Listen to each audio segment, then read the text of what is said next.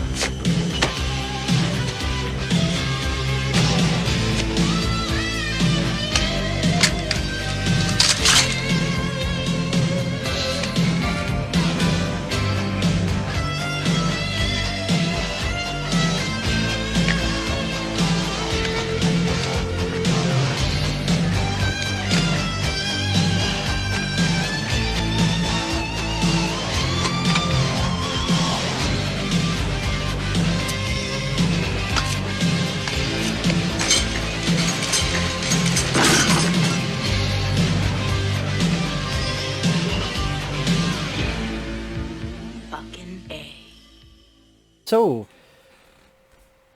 here we are at the end of the year where I do 2 videos, my worst of the year and favorites of the year. Of course, it's all subjective opinion.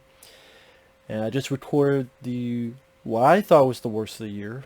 So, despite people think I hate everything, even though I always list multiple films in each category,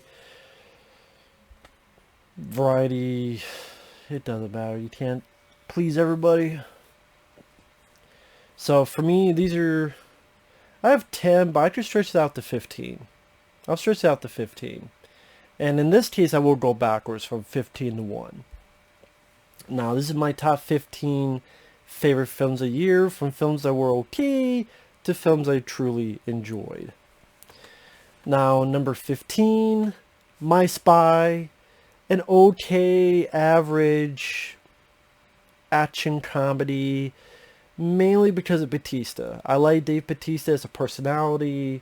I think he worked well with the meh material. And Bautista made the film at least watchable.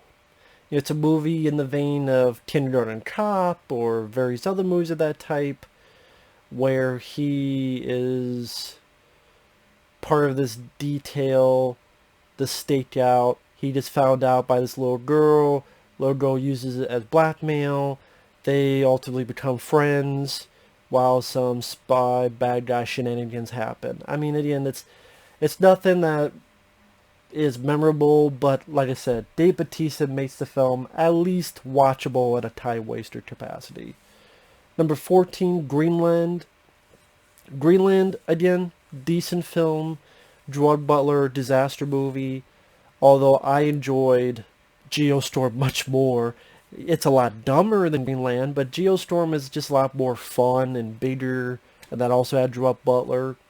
But this one, like I said, it's a bit more, compared to Geostorm, a bit more smarter, more downplayed, again, compared to that, where this comet is coming to Earth, supposed to get to this bunker, and Gerard Butler trying to get his family from point A to point B, and a variety of circumstances happen.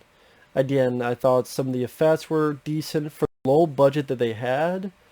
I was a bit surprised when I heard what the budget was. I'm like, okay, they got a bit of their money's worth for that. And Gerard Butler himself did a nice job. And yeah, there were some issues, like how the family gets separated because this one little thing that the fucking kid does. And then, this bunker is so hard to get to, but then at the end, they build up like be this impenetrable force, it seemed, to get into, but at the end they're just, come on, everybody come in. It's like, I'm glad they did that because it shows they're decent human beings, but it's like, you kind of built up this fortress they can't get into, and They try to do it very easily at the end. But Greenland, if you like disaster movies, it's more in the vein of Deep Impact than, say, Armageddon. So you can almost, in a weird way, look at it as a sequel to Deep Impact. In a weird way. Or a spiritual sequel, I should say. Although, I probably would like this more. I probably did like this more than Deep Impact, because, again, this one was at least a little bit more focused on this family, and, again, I like Gerard Butler. 13, Underwater. I did not mind Underwater for what it was. Now, was it a great creature feature film? No. It's no Leviathan. I would probably even put Deep Star 6 above this. But Kristen Stewart, I don't think she was actually that bad. It went at a fast pace. Some may say too fast paced, because about 2 minutes in, boom, the shit hits the fan. Literally, at the beginning of the film is when the shit hits the fan. Usually in a movie you want a little bit of build up to get to know the characters a little bit. Part of me was kind of like, oh, that's kind of cool that they got right into it. But then you realize there's a detriment to that as well, where it's hard to value the characters when there's been no build up. But I didn't mind the way the film was made, the look of the movie, the design of the creatures. When you do see it, there's a little bit of a, almost like Cthulhu. There's a little bit of quality. I'm a sucker for these underwater horror movies, because they don't really make them anymore. It's nowhere near as good as the 1989, but I mean, it's fucking better than Lords of the Deep or The Evil Below or stuff of that nature. But the Underwater wasn't too bad, wasn't too shabby. And funny enough, I guess on the Blu-ray there's an alternate ending, which I saw. I'm like, oh, okay, that's interesting isn't the right word, but okay. The ending does make is different. It's not, a lot of times you see alternate endings, it's the same thing, but like one line is changed. No, this. But anyway, the film Underwater was not as bad as I thought it would be. I think that's what I went in with low expectations. The one guy, I forgot his name. He was in Deadpool films. He's a comedian. He wasn't that funny in the movie. I wish either he had better jokes or you had a better actor. If you have the same type of role, who's a smart-ass character, but again, either he needed better jokes or you needed just a different actor. But with that said, I've seen much worse. Number 12, The Hunt. This is a film that's very divisive. Some like it, some don't. I know friends who don't like The Hunt. I did. I liked The Hunt. I liked how, on a political stature, it made fun of both sides, in my opinion. It seems like it's making fun of one, but to me it's really making fun of both. It's just how stupid the whole thing is. And, oh, they got these people, they seem like they don't say, but this is what you gather. They get these people who are the more pro-Trump people, but the people who are anti-Trump are just as fucking stupid as well. And that's kind of the message I liked, is that that's how I feel politics. You have people on both sides that get so gun-ho, it makes both y'all fucking stupid. I thought the lead, I didn't mind the lead actress. I have friends who disagree. That's fine. I like the lead. I thought she had some badass moments. The fight at the end was pretty decent. I wish the lead got a bit more hits onto, oh, what's her name? I know her name. Boys Don't Cry, The Next Karate Kid, Hilary Swank. Was it Hilary Swank? I didn't mind her performance. As The Hunt, I thought it was a decent flick. It's nowhere near Hard Target or Surviving the Game or anything, but I'm a sucker for those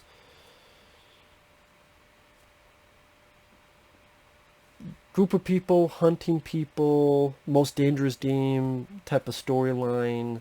And yeah, I think it got a lot of trouble because of its political overtones, but again, its political overtones, I thought was actually kind of funny at times. and you think people are going to be your leads, and then they die off real quickly, and then other, like, yeah, didn't mind it. Did not mind it. Didn't end on a downbeat note. I didn't think The Hunt was as bad as people made it out to be. Number 11, Greyhound. I almost forgot this film came out. Greyhound with Tom Hanks, which is a movie that yet again takes place in the World Wars, where Tom Hanks is commander of the ship and behind enemy lines on the seas. It's one of those films, though, that not only did I think Tom Hanks, I'm a big fan of the actor. I think he's very talented. It's a movie kind of like what I thought of some of these other films. I appreciate the pacing of the movie, where it gets right into it. It doesn't lollygag around, and it becomes like anytime they think they've made it out, there's another thing going on where their job is to protect these supplies, where they get into the safety where they need to go, and sort of the tense situation, and even the little bits with Tom Hanks' character, he never get time to eat, he never get time to sleep, and so it's always like something new, something new. There's a fire that started over there, and missiles are coming for us, we gotta stop them, and all this and this went down, what are we gonna do next? I mean, it definitely kept a nice momentum going throughout the picture. And the special effects, for what they had to do, for the budget that they had, I was fine with it. And Tom Hanks' performance I thought was really solid. I mean, in a weird way, to me, Greyhound to me is a movie, you remember that game Battleship? Then they made that shitty movie based on it. This is Battleship, the game, in a movie. That's how I look at it. Like, if you think of what Battleship, what that would be as a movie, Greyhound to me is that case. With the whole momentum and... like, if you told me this was a Battleship based on the game, I would believe it. Just something about it. But I was rather surprised how much I liked it. Number 10, The Invisible Man. A lot of people don't like it. They felt it's an SJW type of thing. I disagree. I thought that it was written well enough where I really felt for the female character. I felt it was more in vein of those stalker movies in the 90s, like Sleeping with the Enemy. That's kind of how I looked at it. Like, if Sleeping with the Enemy, but it dealt with an Invisible Man motif. And I had no issue with that. I thought it had some nice tense-filled moments where she's wondering, is he in this room? Is he not in this room? There's some good visceral moments, like the whole hospital sequence where the invisible person just fucking people up, and the effects I thought were pretty solid. I think the lead performance, she did a wonderful job. So I think The Invisible Man, I understand why it became a success. Much better start for the Monsterverse than The Mummy with Tom Cruise.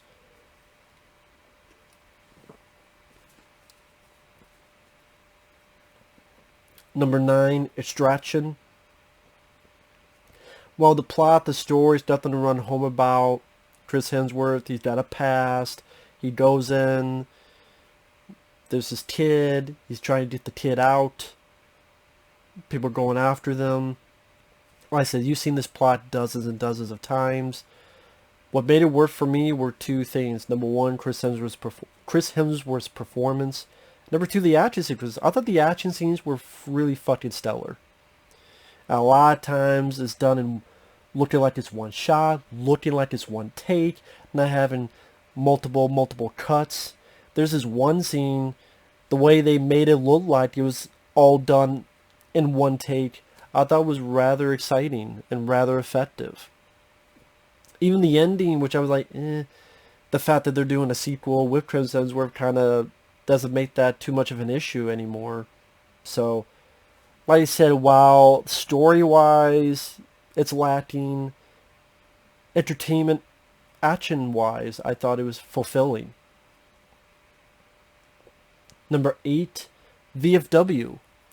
VFW was a nice tip to the 80s in the right way, with the music and even the way the title comes on screen and the look of the film. VFW, which is a bar that veterans can go into who fought in foreign wars. You have a stellar cast. You got Stephen Lane, you got Martin Cove, you got Fred Williamson, you have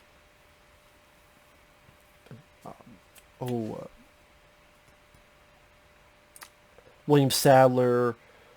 You have some pretty good cast members, and they're army buddies. They're hanging out. One day someone comes in who stole the shit from this evil gang, and then it becomes an Assault on Precinct 13 motif where they're trying to get in, and our heroes try to keep them out. And there's some good scenes of gore. Stephen Lane's a badass. There's some shotgun fun. There's some bloody dags. Again, with this cast, it's interesting to see how they all work together. I do wish that more of these guys survived. That makes it a little bit lower on the list. I think if 2 or so other people lived, that it would be bumped a few more on the list. And then the girl that popped in, I wish her character died, because she was the most annoying character in the movie, but sadly that didn't happen. But if they made that character a bit more likable, that would have been nice to see. But still, VFW, if you're a fan of 80s style movies, if you're a fan of Assault on Precinct 13 style films, it's easily worth a look. VFW. Number 7, Debt Collectors. This is a sequel I thought was way better than... Like, people say sequels that you like more than the original. The Mechanic 2, The Mechanic Resurrection, The Purge Anarchy. This film goes on that pile, where I think the sequel is much better than the first, because it dealt more with these characters. I thought they had even more of a bond. They did more with their back and forth with each other. It didn't have this tone where it's an action movie, but then all of a sudden you have black and white images of cows going to the slaughter because it wants to have some kind of deep... I don't even know what the hell the director was trying to say in the first Debt Collector, but he learned his lesson. And while I do wish there was more action, if there was more action, it would be higher on the list, but the actions that are there, well done, especially this fight that's a total nod to They Live, the street fight. And the two actors, including Scott Atkins, worked wonderfully together. They had really good chemistry and fun back and forth banter. So I highly liked the Debt Collectors was surprising to me. Number 6, Guns Akimbo. Yes, Harry Potter himself.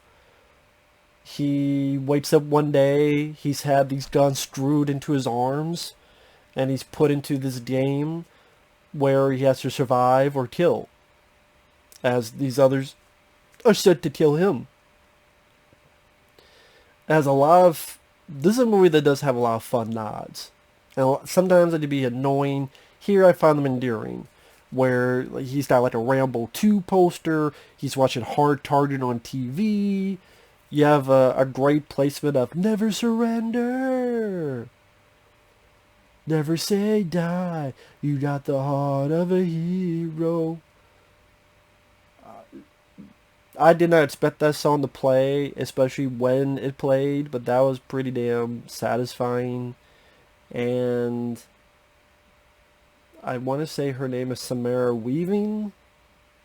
While I did not like her in Bill and Ted Face the Music, I thought she did a good job here, just like she did a good job in this film Ready or Not, and she worked out well with... I keep calling him Harry Potter, I know his name, but Daniel Radcliffe. And Daniel Radcliffe, he's making interesting choices. Even if I don't love each choice, at least they're interesting. Like Horns was another movie he did, and that was an interesting choice. Same with this one. So that's actually pretty neat that Daniel Radcliffe is doing that. I thought it was a fun movie. I thought it was a fun time. There's a lot of people who did not like the movie, but I thought the the energetic tone, sense of humor. I would not have minded a stronger villain. I think it would have been nice if they got a named actor as a villain. I think that would have made it even better. But I still rather had fun with Guns Akimbo. Number 5, Capone. I've talked about this film, and I love how batshit insane it is. Because when people look at the title, they think it's just a biography of Al Capone. No, no. This is a crazy, weird, fucking experience, Capone, where at times it's almost like a horror movie. At times he's having these weird hallucinations, and there's a whole finale where he imagines having like I want to say it was a golden Tommy gun, and he's annihilating everybody, and like, that's what I liked about Capone, and just it seemed like if the David Cronenberg that made, I can't even say that because it doesn't have body horror, but it it does. I almost want to say it's like if a horror film director made a biography of Al Capone, his last days, but then just said, fuck it. I don't care if this is true or not. I'm just going to go ape shit. I kind of... That was kind of endearing to me. With how many films I see that are just the beat for beat same movie over and over again. This wasn't the case, and that got a lot of enjoyment out of me. I'm like, when I sit there and I go, what the fuck is going to happen next? That's actually a fun experience. So I rather liked Capone. Number 4, Bad Boys for Life. I mean, Bad Boys for Life. That was a movie that was a worthy sequel. One of the few films, because last time I talked about Bill and Ted Face the Music. I did not mention Bad Boys for Life because I was waiting for this list. There are always going to be, with anything you talk about, examples is a word I'm looking for, but movies that are the exceptions to the rule. You know, I said, oh, you stop making these films from so many years. 9 times out of 10, they screw it up. They did it with this. Now, there are issues with the film. I think the film... I miss the bombastic mayhem that Michael Bay gave in Bad Boys 2. So while I did enjoy the action scenes, I do think they were a step down from the action in Bad Boys 2, because Bad Boys 2 is still my favorite. One of the reasons is for just how insanely awesome the action scenes in that is. Again, this is a step down, but it's still some fun action. Also, the Will Smith and the villain have a connection. When you get the reveal, it's interesting, but how that plays out, spoiler for those who haven't seen Bad Boys for Life, it's been out for a year, but spoilers. You find out that it's Will Smith's son, but the fact they kind of sweep under the rug the fact that this guy did murder your captain, a beloved character the first 2 movies, I did not care for how they swept that under the rug. That's something that they could have done a lot better with script-wise. So I have issues with that. That's why it's down a little bit on the list. It's not in the top 3. But Martin Lawrence and Will Smith, they worked well together. There were some surprising moments. Like what happens to Will Smith's character early on. Did not expect that. I went, holy shit. And there's a lot of heart to it. Martin Lawrence, Will Smith, there's a lot of heart, not only to the characters they portray, how they interact with each other, but to the film itself. You really get the sense these two characters love each other, and that heart, along with the laughs, that goes a long way. So I appreciate that. Bad Boys for Life. So it's a sequel that was actually a worthy sequel. Surprisingly enough. Now, number 3, Sonic the Hedgehog. I never thought I'd be sitting here saying Sonic the Hedgehog was not only one of the best films of the year, but in my top 3. But Sonic, while yes, it has issues, it did not need to take place on fucking Earth. That was done for a budget reason. Should have gone more for broke. But you know what, Sonic? It's a lot better than it has any right to be as family entertainment. Because the design of Sonic, they got right. I give credit and kudos to them fixing that, when most would not, and just call us whatever insult they want to throw out there. They did it. And I appreciate that. I like the look of Sonic. I like the voice of Sonic. Jim Carrey. He felt more Jim Carrey here than he did in Dumb and Dumber 2, which is sad. And the action scenes were fun, showcases Sonic's speed and Sonic's personality. That was some of the best parts. Like when he's giving the turtle a ride and the turtle's freaking out. Which to me, that's also a nod to the game, and where in the game, he saves animals. Where at the end of each level, he got on that thing and the animals escape. So to me, that was a nod to him saving an animal and loving animals. Also, references to Speed. Yes, Mellow Yellow. Probably the only film in... This is probably the only film in the past 5 years that ever referenced Mellow Yellow. So, when I saw that, I went, like, give him Mellow Yellow. I'm like, Sonic drinks Mellow Yellow? And there's even a Mellow Yellow can at the end of the movie in his room. I went, this movie's speaking to me. It's speaking to me. That's pretty damn cool. So, there are improvements to be made in doing a sequel, and that's why they said they're going to do a sequel. I look forward to it. My thoughts on the sequel: go to Sonic's world with Tails and really dive into the momentum and speed of these crazy twists and turns of the environment in that other world.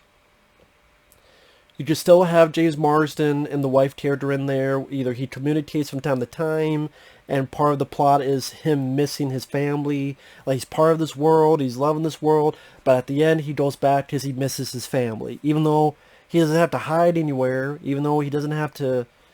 I'm writing the plot for you. He loves the family, but he's got to...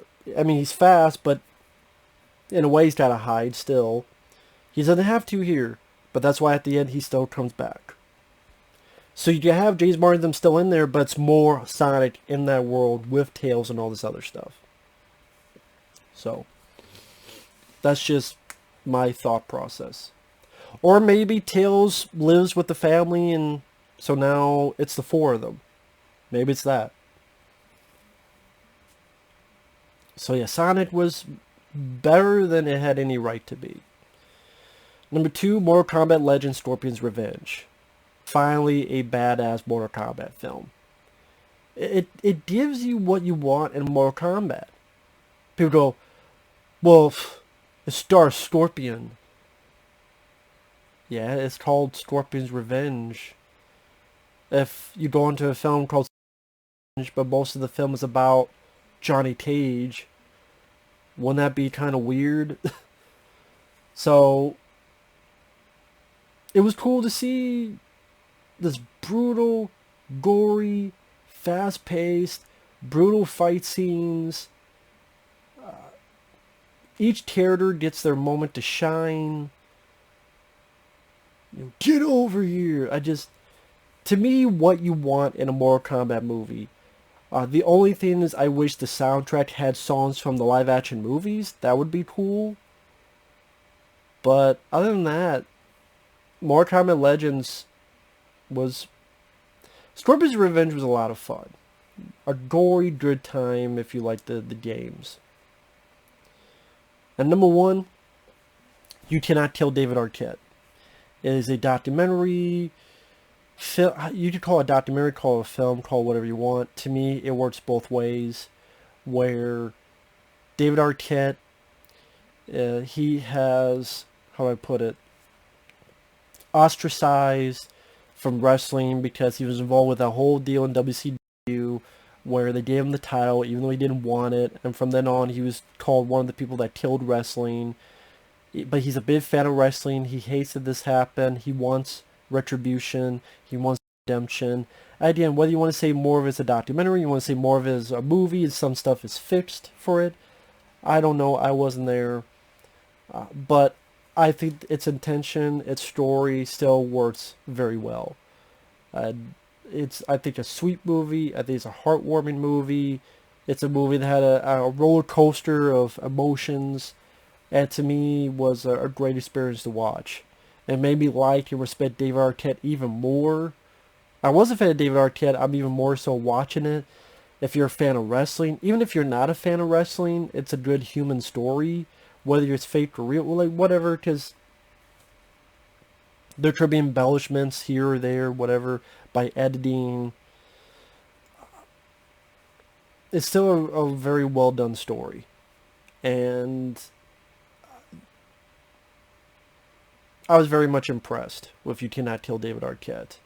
Now, I don't want to give too much away for those who haven't seen it, but yeah, it has some good feels to it. Some moments go, oh shit, and some of the wrestling moments, and then like you feel bad, and then you feel like yes, like you want him to succeed, and the appropriate emotions you hope to get a response from this type of movie. And I thought it succeeded in that. I really did. So You Cannot Kill David Arquette is my favorite of the year. So to recap, number 1, You Cannot Kill David Arquette. Number 2, Mortal Kombat Legends Scorpion's Revenge. Number 3, Sound of the Hedgehog. Number 4, Bad Boys for Life. Number 5, Capone.